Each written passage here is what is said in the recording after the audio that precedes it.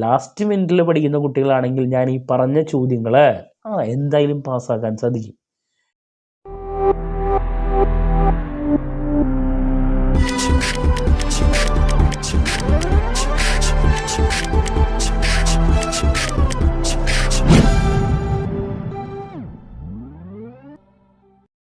Once again welcome back to KCS classes. KCS ക്ലാസ്സസിൻ്റെ മറ്റൊരു പുതിയ വീഡിയോയിലേക്ക് എല്ലാവർക്കും സ്വാഗതം. This is Kiran CS. Calicut university BCom BBA third semester എക്സാംസിലെ അവസാനത്തെ എക്സാമാണ് നാളെ നടക്കാൻ പോകുന്നത്.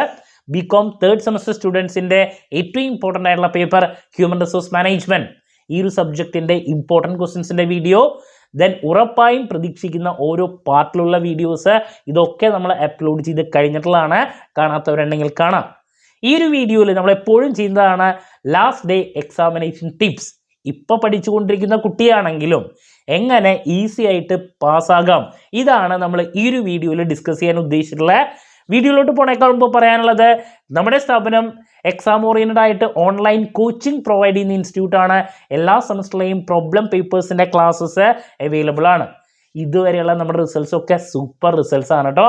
വീഡിയോ ക്ലാസ്സിൻ്റെ റെക്കോർഡഡ് ഉള്ളത് കൊണ്ട് തന്നെ എപ്പോൾ വേണമെങ്കിലും പഠിച്ച് ഡൗട്ട് ഉള്ളത് ചോദിക്കാനും സാധിക്കും. സോ നമ്മുടെ ക്ലാസ്സിൽ ജോയിൻ ചെയ്ത് പഠിച്ച് നല്ല മാർക്ക് മേടിക്കാൻ താല്പര്യമുള്ള കുട്ടികളെ എത്രയും പെട്ടെന്ന് തന്നെ ഡിസ്ക്രിപ്ഷൻ ബോക്സിലുള്ള എൻ്റെ വാട്സപ്പ് നമ്പറിൽ കോൺടാക്ട് ചെയ്യുക, ക്ലാസ്സസ് ആക്സസ് ചെയ്യാം. ഓക്കെ, സോ നമുക്ക് എന്തെങ്കിലും ഇനി വീഡിയോയിലോട്ട് പോകാം. സോ HRM ഈ ഒരു സബ്ജക്റ്റിൻ്റെ സ്പെഷ്യാലിറ്റി ഞാൻ ഇമ്പോർട്ടൻറ്റ് ക്വസ്റ്റ്യൻസിൻ്റെ വീഡിയോയിൽ ഓൾറെഡി പറഞ്ഞതാണ്. 5 മൊഡ്യൂളിൽ നിങ്ങൾ നിർബന്ധമായും പ്രയോറിറ്റൈസ് ചെയ്ത് പഠിക്കേണ്ടത് ആദ്യത്തെ മൊഡ്യൂൾ ഒരുപാട് ചോദ്യങ്ങൾ വരുന്നതാണ്. മൊഡ്യൂൾ നമ്പർ 3 അതിൽ നിന്നും ഒരുപാട് ചോദ്യങ്ങൾ വരുന്നതാണ്. ഏറ്റവും കൂടുതൽ മാർക്സ് വരുന്നത് മൊഡ്യൂൾ നമ്പർ 1 തന്നെയാണ്. അപ്പോൾ നമ്മൾ പാസ്സാകാൻ വേണ്ടിയിട്ട് പറയുന്നൊരു ടെക്നിക്ക് ഉണ്ട്.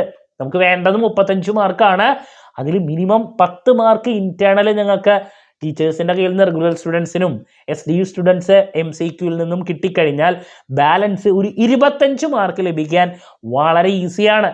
2 പാർട്ടിലോട്ട് മിനിമം ഫോക്കസ് ചെയ്താൽ, പാർട്ട് Aയും Cയും ഫോക്കസ് ചെയ്താൽ തന്നെ നമുക്കത് സാധിക്കും.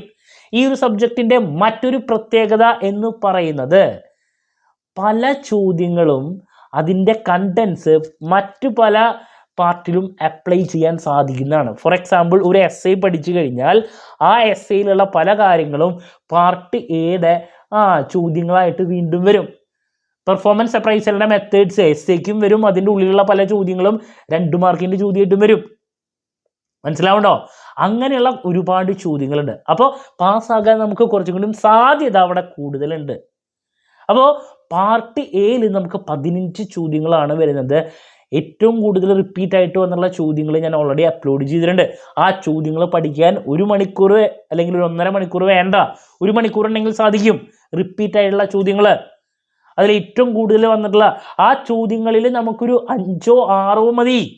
ഫസ്റ്റ് പാർട്ടിൽ ഏറ്റവും കൂടുതൽ വരുന്ന ചോദ്യങ്ങൾ HRM എന്താണ്, EHRMൻ്റെ ഡിഫറെൻറ്റ് ടൈപ്സിൽ ഏതെങ്കിലും ഒരെണ്ണം, job evaluation, job analysis, job design, job enlargement, job enrichment, അതുപോലെ തന്നെ ജോബ് സമ്മറി. ഇതിലേതെങ്കിലും 2 എണ്ണം വരെ മിക്ക പേപ്പറുകളിലും റിപ്പീറ്റ് ആയിട്ട് വരുന്നതാണ്.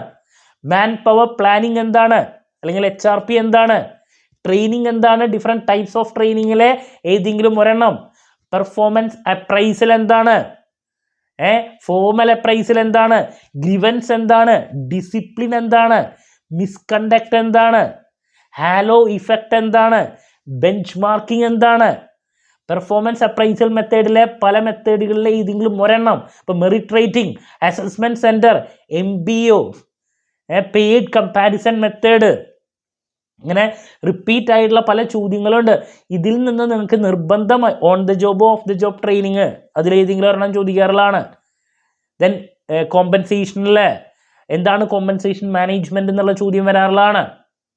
മനസ്സിലാവുണ്ടോ?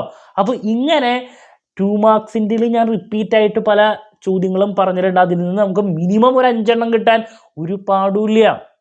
ഞാൻ പറഞ്ഞു ആദ്യത്തെ മൊഡ്യൂള്, പിന്നെ ഈ പറയുന്ന മൊഡ്യൂൾ നമ്പർ 3 പെർഫോമൻസ് അപ്രൈസലിനെ റിലേറ്റ് ചെയ്തിട്ടുള്ള മൊഡ്യൂള് അതിൽ നിന്ന് വരാറുണ്ട്. പിന്നെ essayക്ക് പോകുമ്പോഴാണ് ബാക്കിയുള്ള മൊഡ്യൂൾസ് നമുക്ക് ഫോക്കസ് ചെയ്യേണ്ട വരാം. 4 essay 4 മൊഡ്യൂളിൽ നിന്ന് വരാറുണ്ട്. 2 essay വരെ ആദ്യത്തെ മൊഡ്യൂളിൽ നിന്ന് പലപ്പോഴും അവർ ഇടുന്നുണ്ട് എന്നുള്ളതാണ്. ഓക്കെ, അപ്പോൾ ഞാൻ പറഞ്ഞ 2 മാർക്കിൻ്റെ ചോദ്യങ്ങൾ റിപ്പീറ്റ് ആയിട്ട് ഞാൻ ചെയ്തിട്ടുണ്ട് വീഡിയോ. അത് നോക്കിക്കഴിഞ്ഞാൽ അതിൽ നിന്നൊക്കെ ലഭിക്കുന്നതാണ്. ഇൻഡക്ഷൻ എന്താണ്, ഓറിയൻറ്റേഷൻ എന്താണ്, സിലക്ഷൻ എന്താണ്, റിക്രൂട്ട്മെന്റ് എന്താണ്, ടെസ്റ്റിലെ ഡിഫറെൻറ്റ് ടൈപ്സ് ഓഫ് ടെസ്റ്റിലെ ഏതെങ്കിലും ഒരെണ്ണം, interest test, then proficiency test, aptitude test, EQ, IQ, അതിലേതെങ്കിലും ഒരെണ്ണം, ഇൻ്റർവ്യൂ എന്താണ്, ഇങ്ങനെയുള്ള ചോദ്യങ്ങളൊക്കെയാണ് മിക്ക പേപ്പറുകളിലും വരുന്നത്. എസ്സേയിലോട്ട് പോകുമ്പോൾ എല്ലാ പേപ്പറിലും 4 എണ്ണത്തിൽ ആദ്യത്തെ ചാപ്റ്ററിൽ നിന്ന് 2 എസ്സേ വരെ പലപ്പോഴും ഇടാറുണ്ട്. അതിൽ മാൻ പവർ പ്ലാനിങ് അല്ലെങ്കിൽ ഹ്യൂമൻ റിസോഴ്സ് പ്ലാനിങ് എന്താണ്, അതിൻ്റെ എക്സ്പ്ലനേഷൻ മിക്ക പേപ്പറുകളിലും റിപ്പീറ്റ് ഹ്യൂമൻ റിസോഴ്സ് പ്ലാനിങ്ങിൻ്റെ എസ്സേ ആണ്. പിന്നെ ഹ്യൂമൻ റിസോഴ്സ് മാനേജ്മെൻറ്റ് എന്താണ്, അതിൻ്റെ evolution, then scope, functions, importance, അത് എസ്സേക്കും അതുപോലെ തന്നെ 5 മാർക്കിൻ്റെയും ചോദിക്കുന്നതാണ്, നിർബന്ധമായി നോക്കിയിരിക്കണം. ദെൻ ട്രെയിനിങ് എന്താണ്, ഡിഫറെൻറ്റ് ടൈപ്സ് ഓഫ് ട്രെയിനിങ്, മറ്റൊരു ചോദ്യം, അതിൻ്റെ പ്രോസസ്സ്. പിന്നെ പെർഫോമൻസ് അപ്രൈസൽ, അതിൻ്റെ മെത്തേഡ്സ്, പർപ്പസ് മിക്ക പേപ്പറിലും വരുന്നതാണ്. പിന്നെ ഫസ്റ്റ് ചാപ്റ്ററിൽ നിന്ന് ചോദിച്ചിട്ടുള്ളതാണ് ഫങ്ഷൻസ് ഓഫ് ഫിനാൻഷ്യൽ മാനേജർ, നോക്കിയിരിക്കണം കേട്ടോ. അപ്പോൾ ഈ ചോദ്യങ്ങളൊക്കെ റിപ്പീറ്റ് ആണ്. പിന്നെ വന്നിട്ടുള്ളത് ലാസ്റ്റ് ചാപ്റ്ററിലത്തെ എസ്സേയാണ്. ഗ്രീവൻസസ് എന്താണ്, അതിൻ്റെ കോസസും സോഴ്സസും വന്നിട്ടുള്ളതാണ്. MBO എന്താണ്, അതിൻ്റെ അഡ്വാൻറ്റേജസും ഡിസഡ്വാൻറ്റേജസും.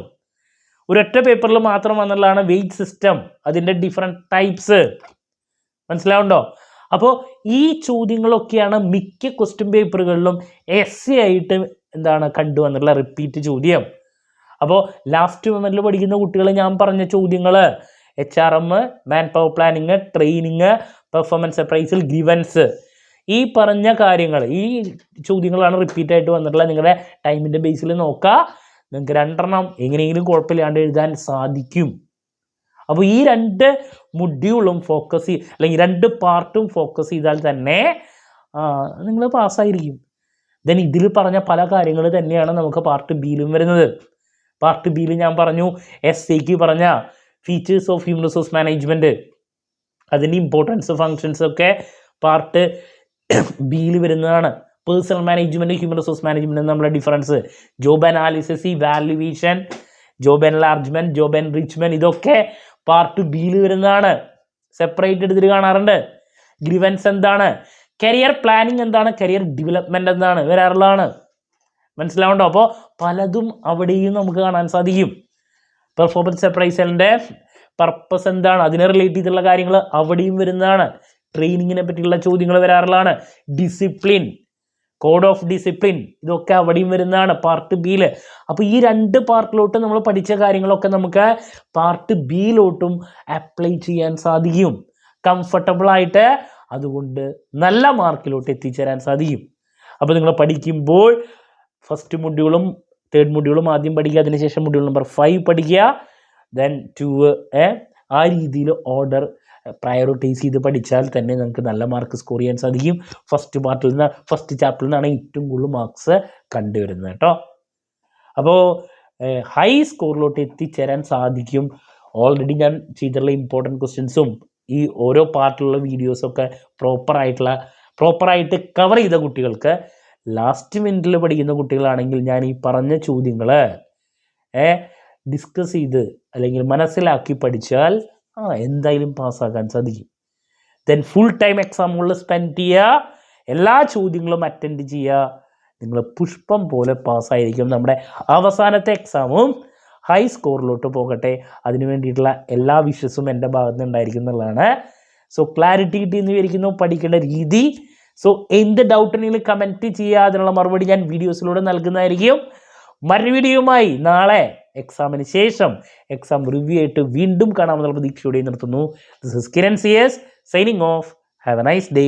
Thank you and all the very best.